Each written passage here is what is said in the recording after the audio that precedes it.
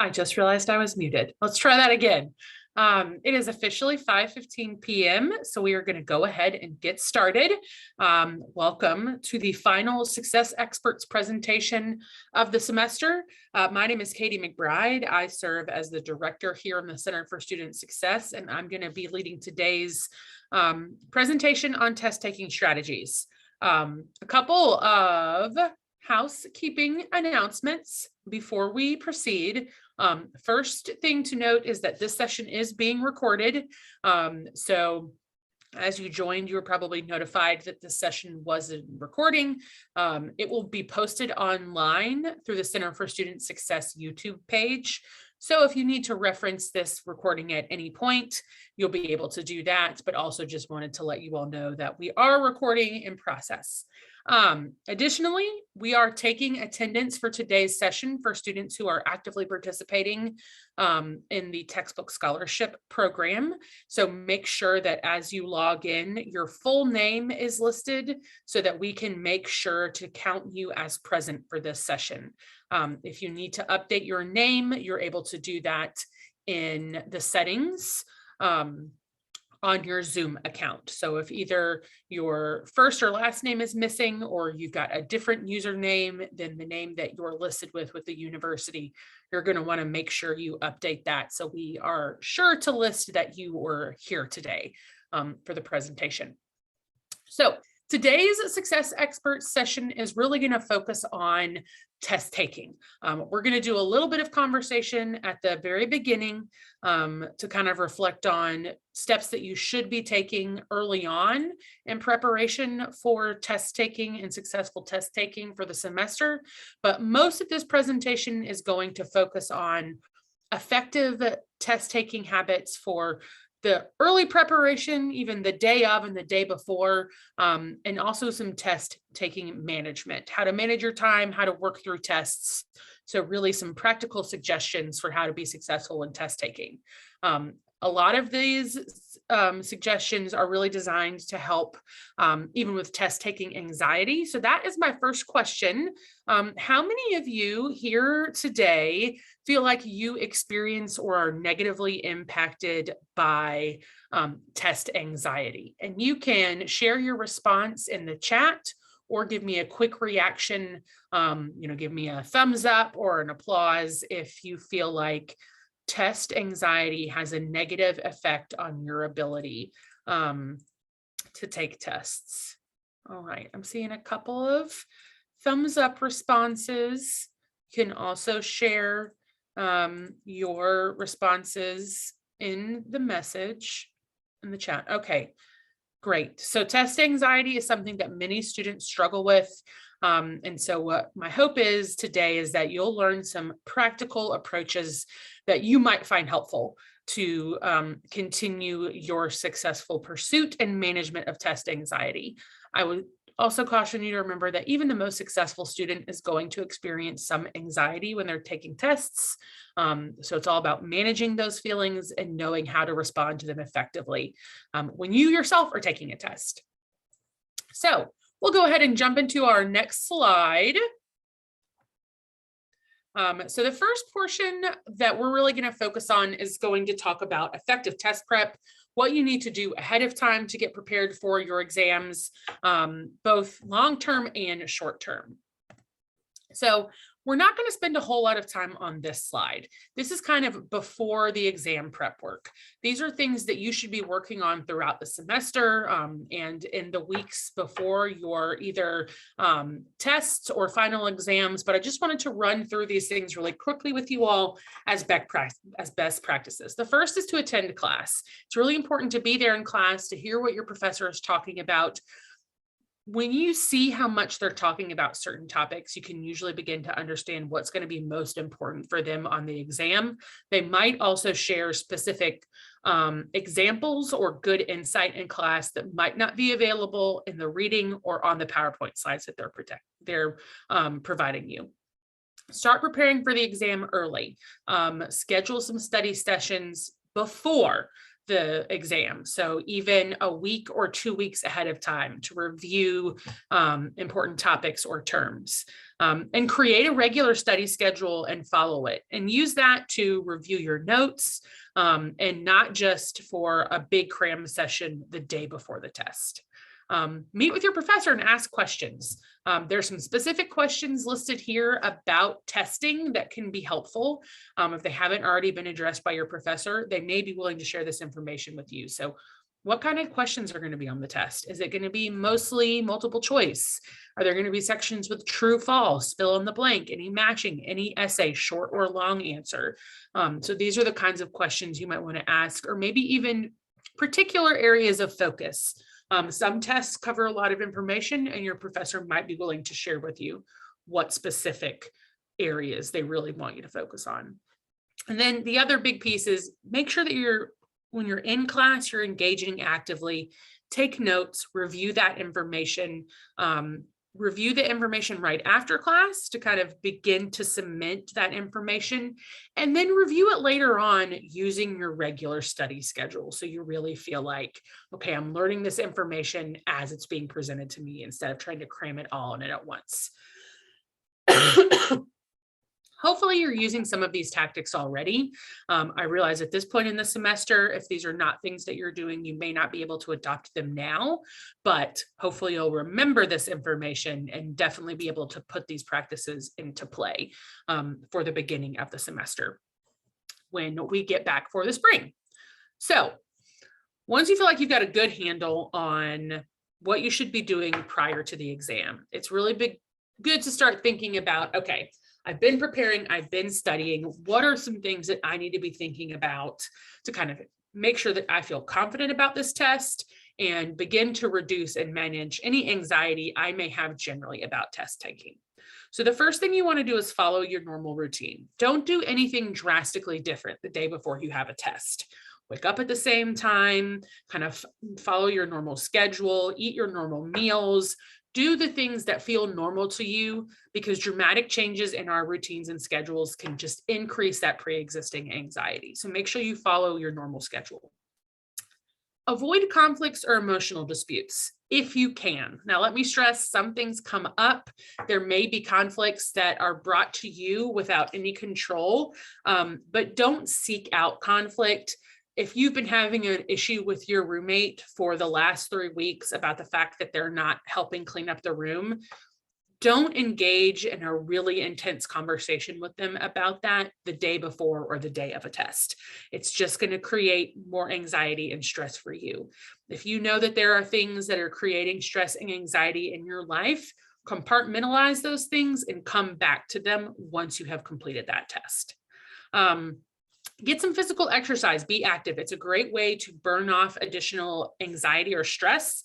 It can be something as simple as walking around campus, going up to the pain center and playing a quick game of pickup basketball, whatever kind of physical engagement or physical activities you enjoy. Make sure you're scheduling some of that the day before the test, again, to help you maintain that anxiety and stress level. The day before the test, review your notes. That's a great idea. Take some time to go back through the concepts that you've been studying, review the information that you feel least confident about, and maybe just make sure one more time that you feel good about that information. Now is also a great time to start practicing having a positive mindset. And what that means is when you feel that self-doubt begin to arise, and we all experience that when we're test taking or studying, there's a little voice in the back of our head that begins to creep in and say, you don't know this information, you haven't studied this information enough, you're not going to do well. Practicing having a positive mindset is all about hearing that and then dismissing that information. Have an argument with yourself. Think about all the time that you've spent studying. Think about all of the time that you have spent preparing notes, meeting with study groups, talking with your professor. provide yourself with the evidence that you need to feel more confident. So get out of that negative self-talk cycle. Even if you feel like there's more that you could have done, focus on what you have done to prepare rather than what you have not done. And that again will help you reduce that anxiety. It's a constant battle between the person, the side of you that's always going to give you a hard time, and the side of you that's going to be supportive. So try to focus on that positive mindset. And if you can, try to get a reasonable amount of sleep. 8 hours may not be your normal amount of sleep. Maybe you're a lot better with 6 or 7 hours, or maybe you're somebody who really needs 10 hours of sleep a night to feel great. Whatever you do or whatever the norm is for you, make sure that you're getting the best amount of sleep that you can, and following some of these steps throughout the day will help you feel more comfortable when it's time for you to finally shut down, turn off the lights, and go to sleep at the end of the day. So these are some things to keep in mind as you move through the day before the test. Now, test day. We often know that as we get closer and closer to the exam, we begin to feel that increase of anxiety. And so these are some things that you can do to help kind of manage that day of. Before the exam, go ahead and get active again to help wake yourself up, but again, also to help you manage those test anxieties that you may be experiencing. Take a quick walk from your residence hall to where the test is happening, or get up about 15 minutes early so you can bike to where the test is, or just take a few quick laps around the building where the test is to kind of help you get out those jitters. You can also just kind of shake it out and kind of feel your way through those tense feelings in your arms and legs that you might experience. So even if you just stand outside the building right before going in and just give your body a really good shake, that helps release some of that same physical anxiety that we sometimes feel on a test day. Another thing to plan for is to be prepared. Don't add additional stress to your life. Think about what you need to take that test. Is this a test that requires a Scantron? Okay, get your Scantron ahead of time. Have pencils that you can use on that Scantron. If you're allowed to use note cards or any study guides, ensure that you have those things with you. If calculators are allowed, make sure that you have the right kind of calculator so that during the exam, you're not having to stress about things like, do I have the right pencil? Do I have the Scantron? Is my calculator okay? Make sure that you resolve those issues before you get into the test. Another thing is to be really conscious of who you're around when you're testing. Anxiety feeds anxiety. So if you're surrounding yourself with other people who before the exam are very anxious, asking a lot of questions, asking if you've studied this or that, or do you feel comfortable about this information or that information, that really can feed your anxiety. So if you know that there are people around you or are going to be people around you during the test or before the test, try to avoid that. Walk to the test by yourself. Let your friends know that you really need some quiet time before the test. When you get into the testing room, have your earbuds in so you're not hearing that information or all that anxious talk. Focus on the positive self-talk that's going to help you get through the test. Sit in the front if you can. There's the least amount of distractions, the best place to focus. Some of you may have assigned seating for tests, and so just go with what your professor gives you. But the best thing about sitting in the front, you're going to have the least distractions throughout that testing period. Loosen any tight clothing so you'll be relaxed and comfortable. Just in general, wear clothing that you're comfortable in so that as you're taking that test, you feel like you are really relaxing. And then other things to really think about, deep breathing exercises. Many of us these days walk around with these great little devices on our wrists, whether it's a Fitbit, an Apple Watch, or another kind of smartwatch. Many of them have breathing exercises that you can follow. It's all about deep breathing in through the nose, out through the mouth. These are scientifically proven ways to reduce small doses of anxiety. So as you're waiting for the test or as you're walking to the test, do some deep breathing exercises guided by your smartwatch.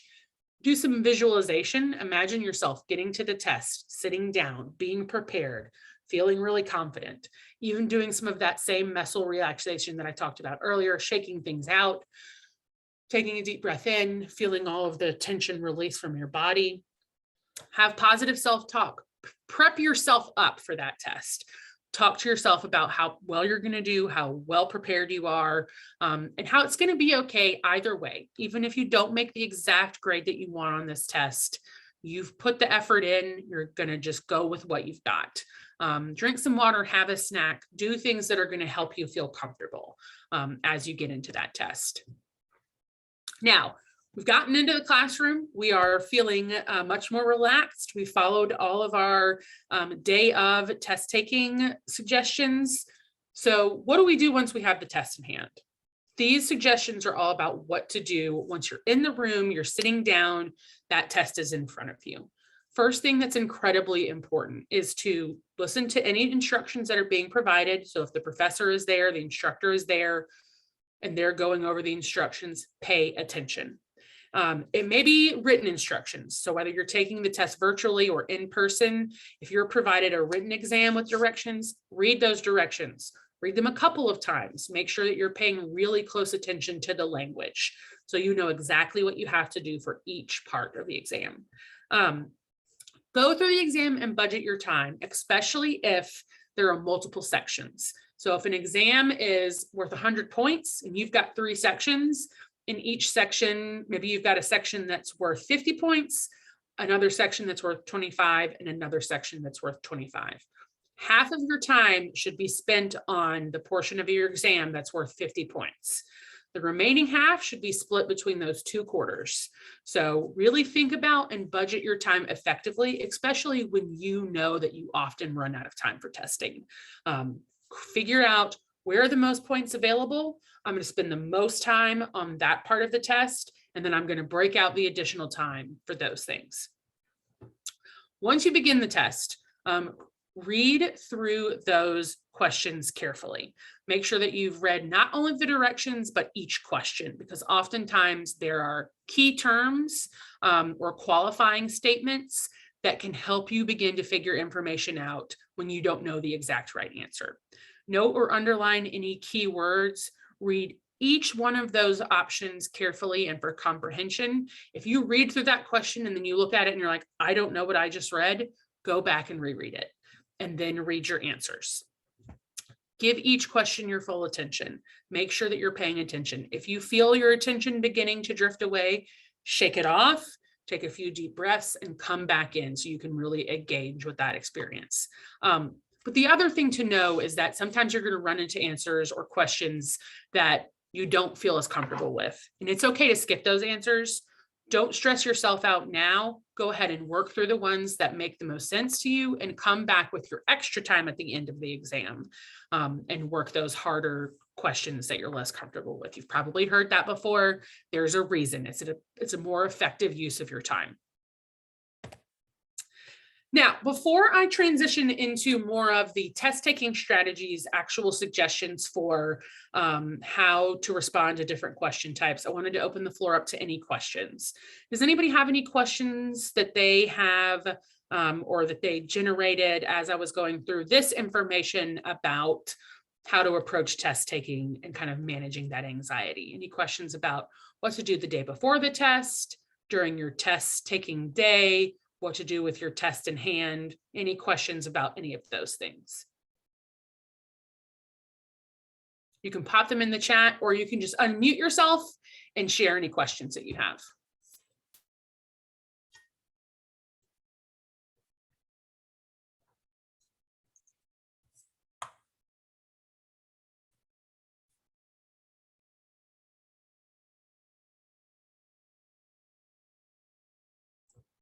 Okay, great.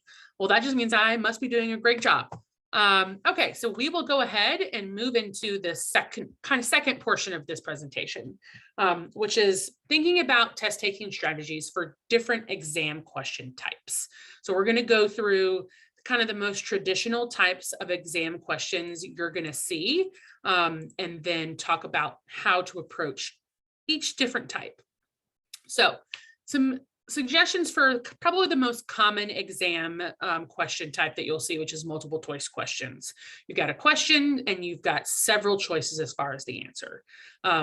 Again, Start with the easy questions first. If you don't know the answer right away to some of those questions, don't dwell on it. Don't let those nerves and that anxiety build up. Skip those questions, come back to them later. Even if you feel like that's the majority of the questions, skip the hard ones first, get through the easy ones, let your stress come down a little bit, and then go back. Some of the things that we'll talk about here will help you when you don't know the answer right off the bat.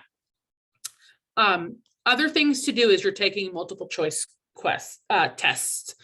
Anticipate the correct answer before you even look at the options. So as you're going through that information or that test, if the answer pops into your head before you even look at the answers, chances are that's the right answer. So look for that answer in your options or something that's really close to that answer.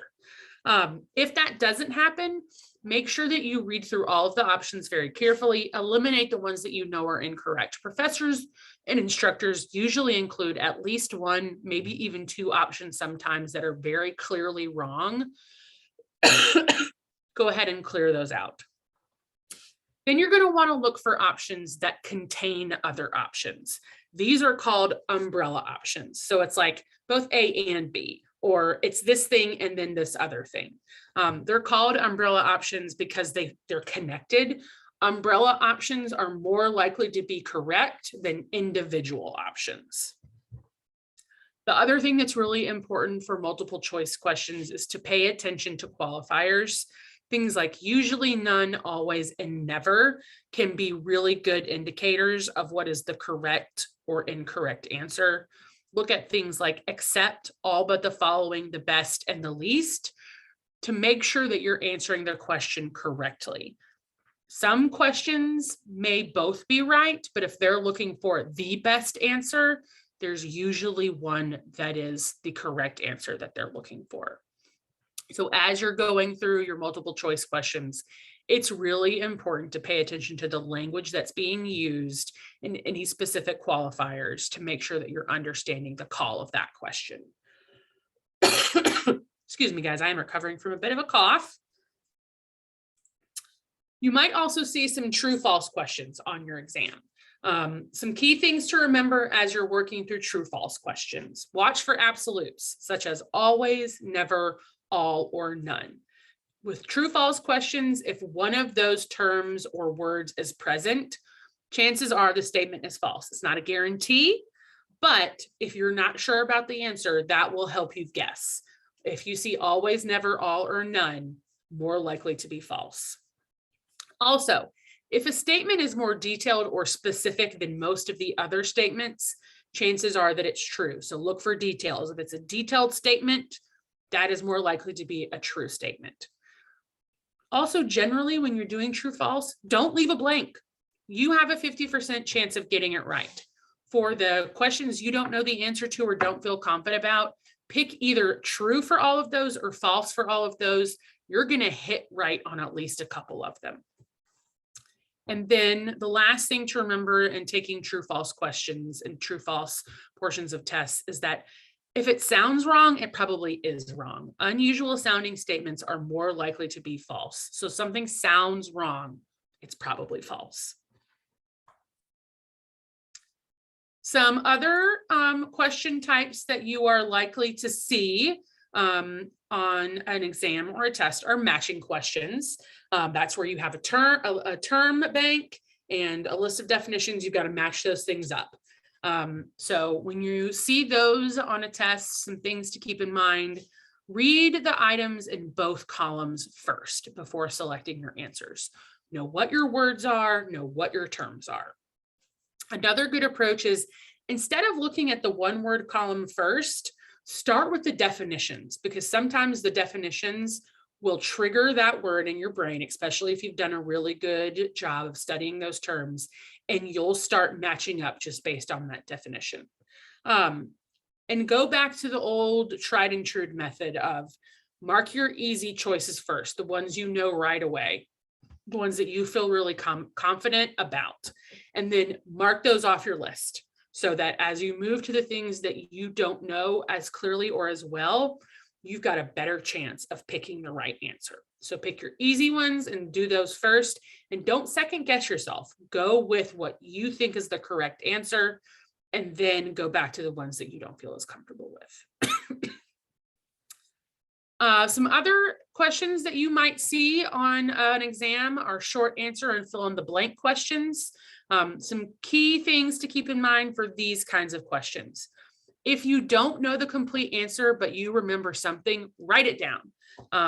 Professors are more likely to give partial credit for short answer and essay questions than they are for things like multiple choice and matching, because the information you're showing that you know, or at least are familiar with the content.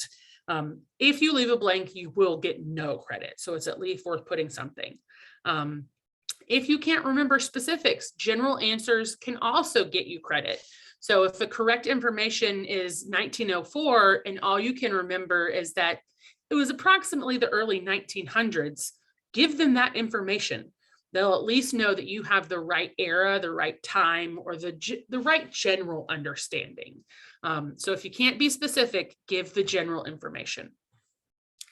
Another general reminder is try to use proper grammar as much as possible. Use complete sentences. It allows your professor or your instructor to feel more confident in grading you because they'll be able to understand what you've written. Another thing to keep in mind in short answers and fill in the blank is pay attention to plurals. If they're asking for causes, changes, examples, types of, they want more than one thing, right? Because they're asking for multiple examples. So if somebody says, what are the causes of? What are examples of? You know that you need to list more than one thing. Now, if you can only remember one thing, that's a different thing, but that can be a hint to you that, okay, there's more information here than just one thing. Another thing to remember with short answer and fill in the blank is to pay attention to either the number of blanks or the amount of space that you're being given. Make sure that you fill that information up, and not just with extra large handwriting, but with ideas. If there's 5 blanks, then there's probably 5 things that you need to fill in. If there is a half page of space to provide an explanation, then you probably need to write 3 to 5 sentences to really fully get the information and to get full credit for that question. So hopefully those are some approaches that can be helpful when you're finding yourself taking a test that has some short answer or fill in the blank options. Finally, I think some of you guys probably have experience with this already, but many college level exams are going to have some essay questions.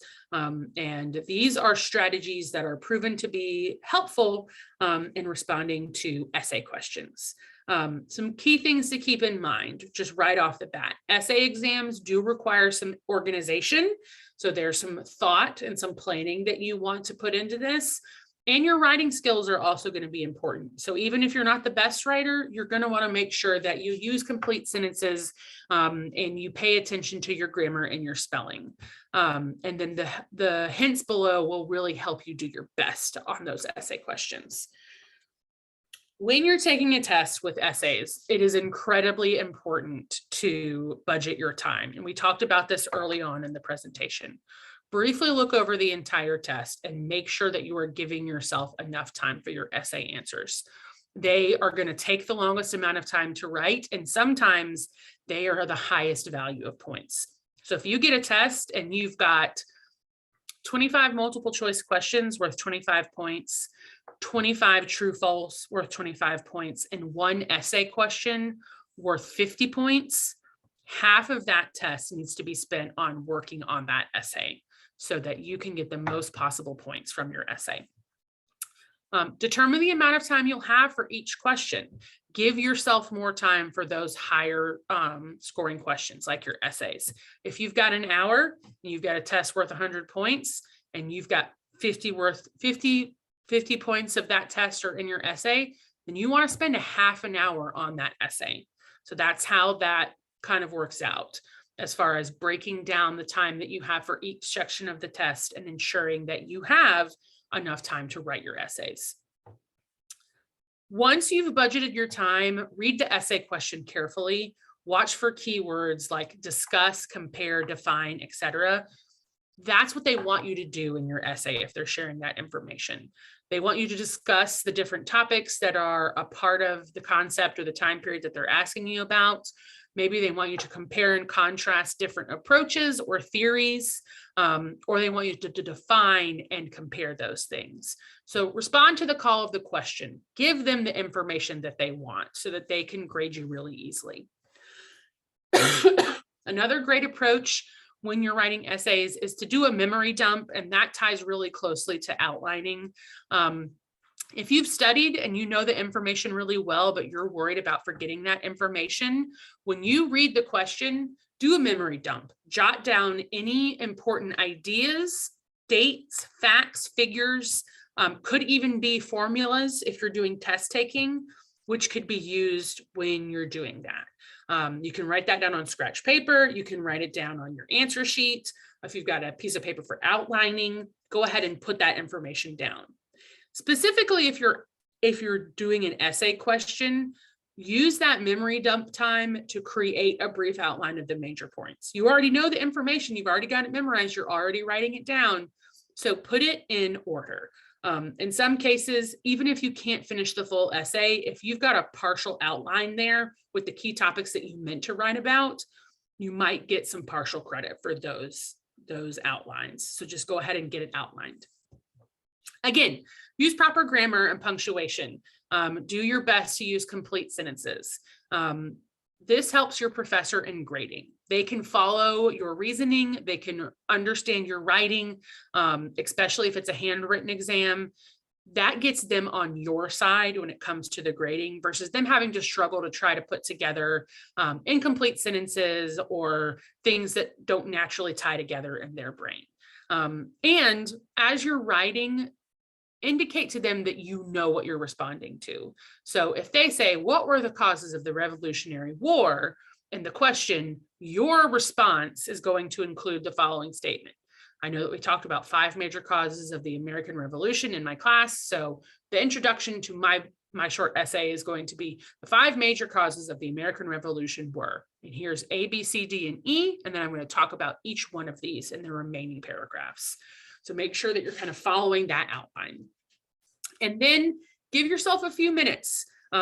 When you create that amount of time, that time budget for your essay strategies, include a proofreading portion. Include 5 minutes at the end of the exam where you're going to read back through, even if it's not for reviewing the content, but you're making sure that you've got punctuation where it needs to be, you've used complete sentences, your introduction and conclusion makes sense, and that it's a clean, tight essay. It doesn't have to be perfect.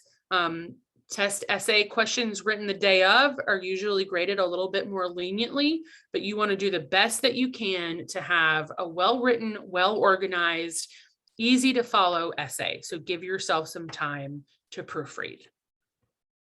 So that is some helpful information for actually taking the test and the different sections that you might see in a test, especially in college. Happy to answer any questions if anybody has any at this point about test preparation, test anxiety management, and also the different types of questions you might see and how best to respond to them. Again, feel free to unmute yourself and ask your questions, or you can drop a question in the chat.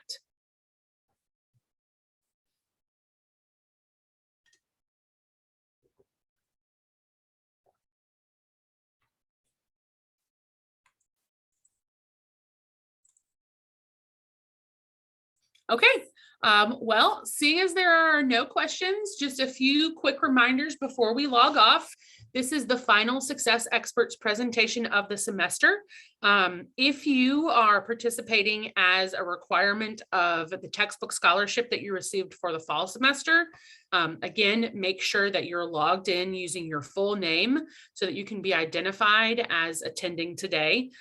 We will be checking to ensure that everybody participated in the full duration of the presentation.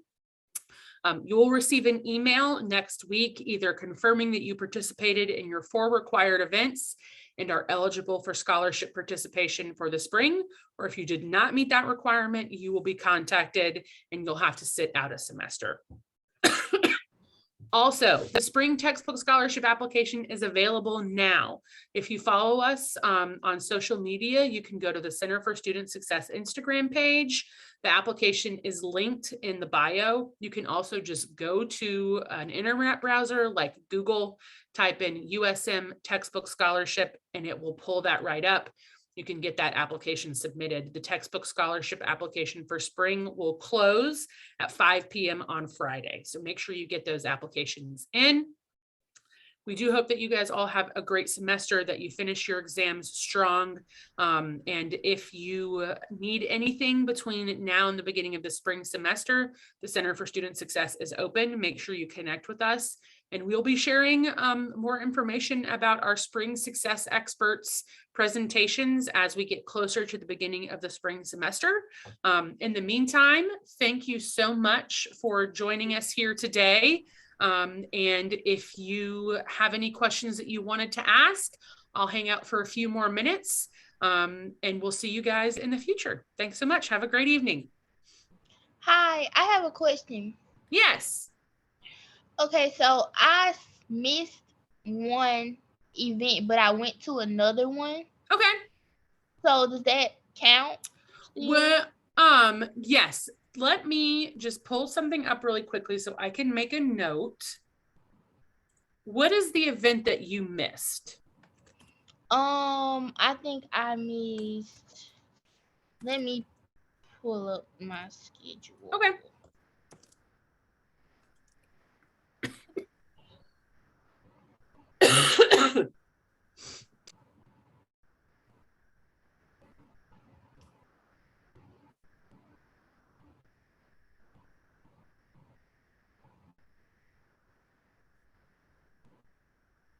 Sorry, I gotta find it. That's okay.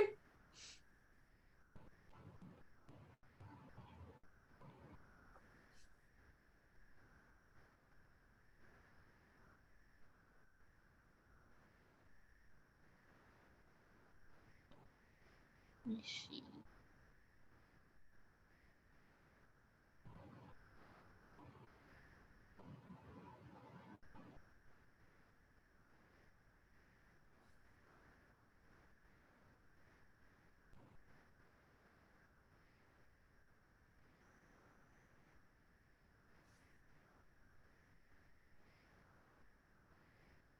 Okay, here you go.